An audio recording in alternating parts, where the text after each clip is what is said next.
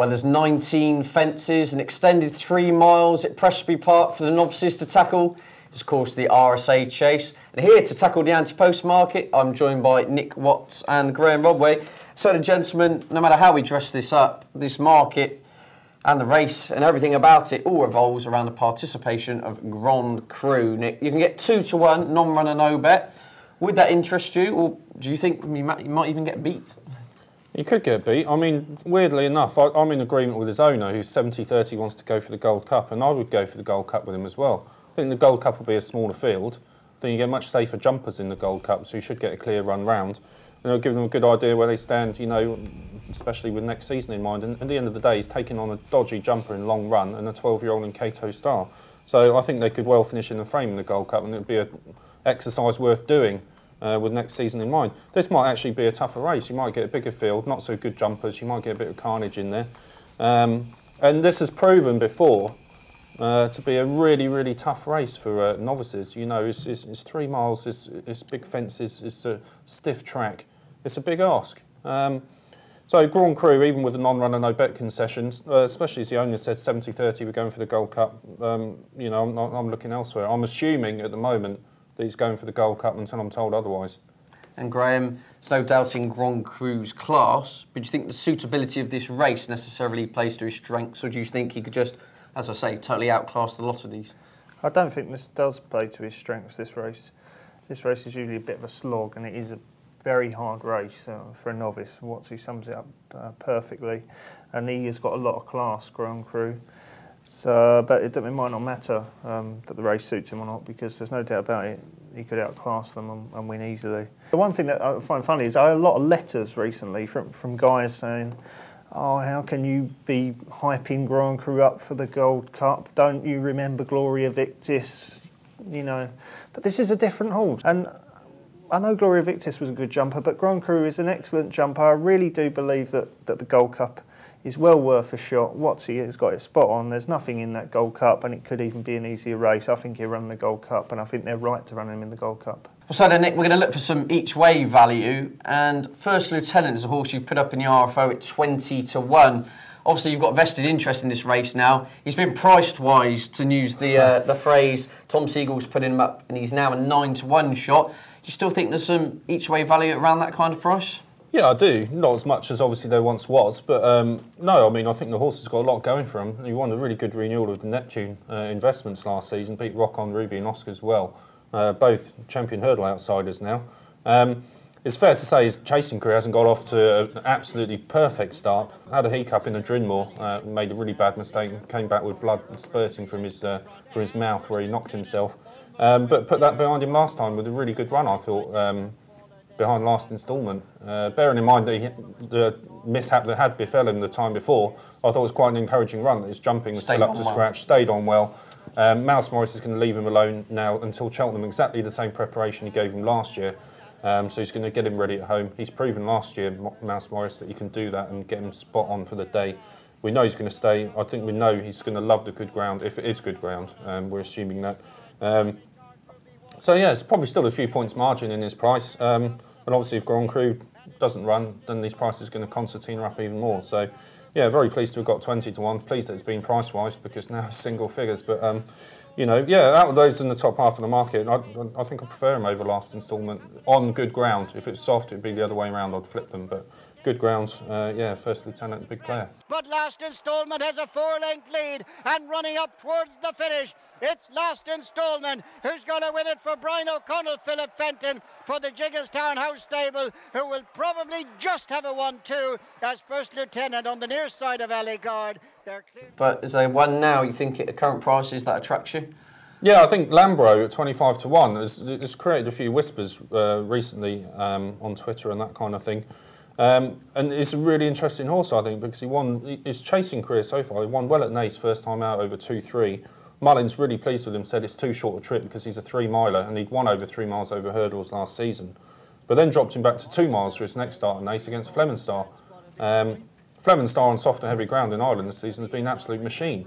Yet Lambro, who got within 3.5 lengths of him, was virtually upside at the last and ran an absolute stormer. You'd think there's a massive amount of improvement to come from this horse when he does go up to his proper trip, which is 3 miles.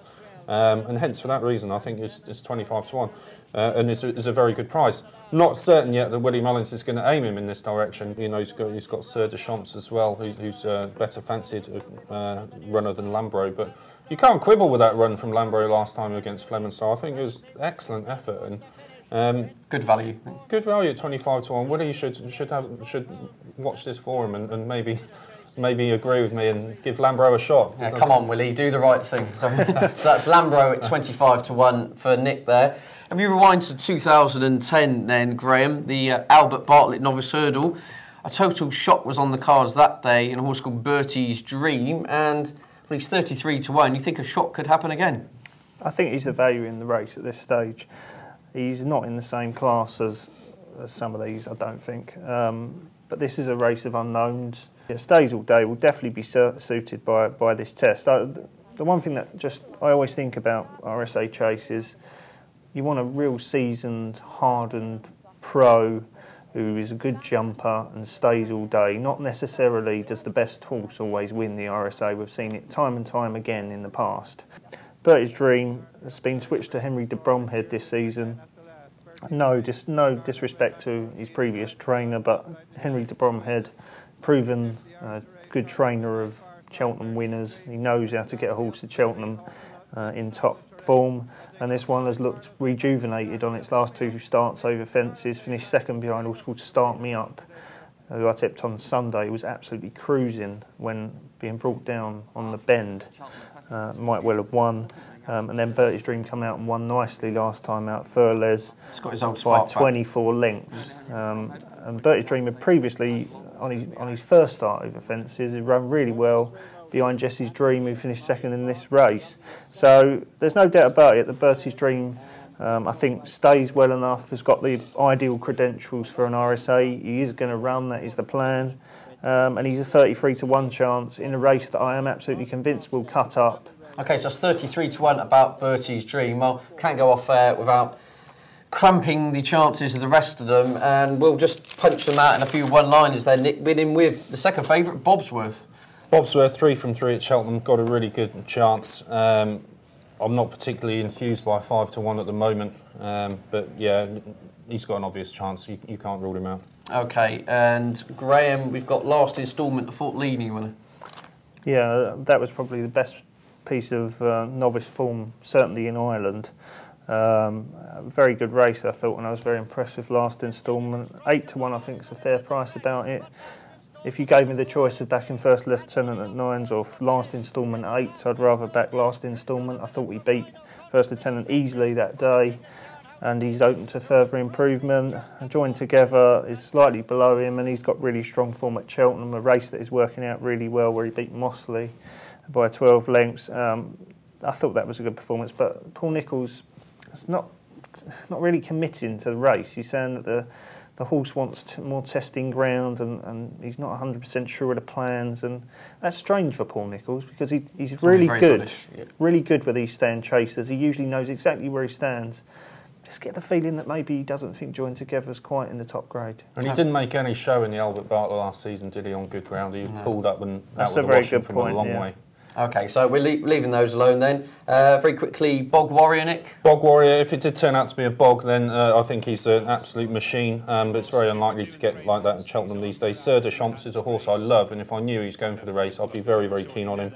But the money recently suggests he's going to go for the shorter Jewson, but I think he's a very high-class horse. Okay, Sylvian Arco Conti, another price-wise selection? Yeah, again, nothing wrong with his form bit on Bobsworth last time. Not convinced he wants an RSA trip. I wouldn't be surprised to see him in the juice, and ran really well in the international hurdle last season over 2 miles. And I've always thought he's had a bit of speed.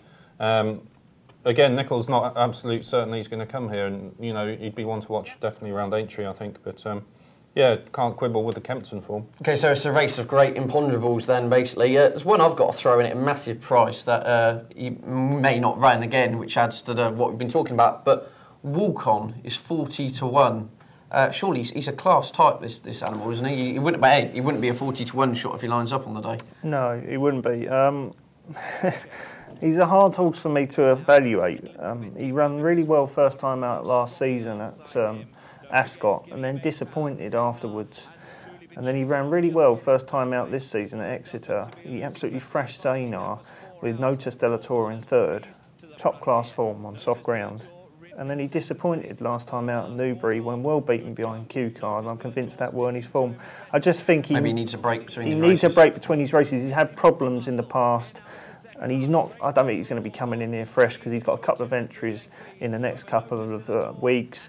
So if he takes up one of those entries, he's only going to be coming in off a 3 or 4 month break, 3 or 4 week break before this race. And I don't think that's going to be enough for him to show his best. But there's no doubt about it, Walk-On's got the class to be involved in RSA. And I suppose if he does run, then he won't be 40s.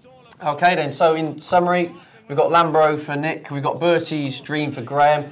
I think Walk-On, if he gets there, is a big chance. So thanks for watching and see you again soon.